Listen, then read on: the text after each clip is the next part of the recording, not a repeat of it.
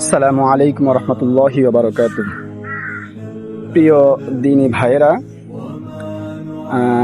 আমি আসলেই ব্যক্তিগত লাইফে কবিতা তেমন একটা পছন্দ করি না।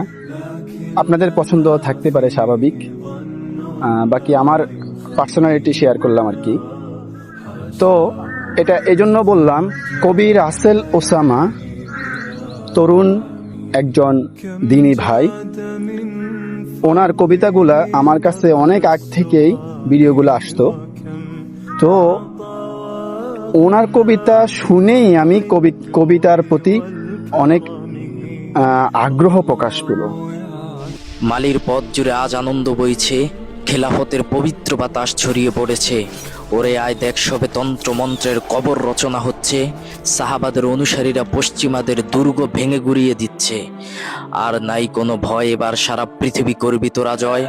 পতাকা উঁচু করে ধর, পালিয়ে যাওয়া জাতি তো তোরা নয়। আসলে কবিতা যে এমনও হতে পারে, এটা রাসেল ওসামার কবিতা না শুনলে বুঝতে পারতাম না। তাকে আল্লাহ এত সুন্দর প্রতিভা দিয়েছেন।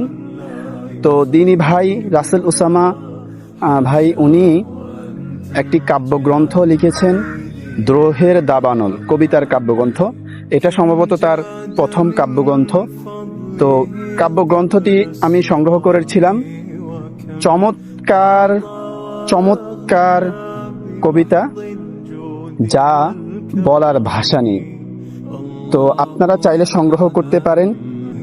আর আমি এখানে এটা আপনাদেরকে সাজেস্ট করার পেছনে আমার ব্যক্তিগত কোনো লাভ নেই।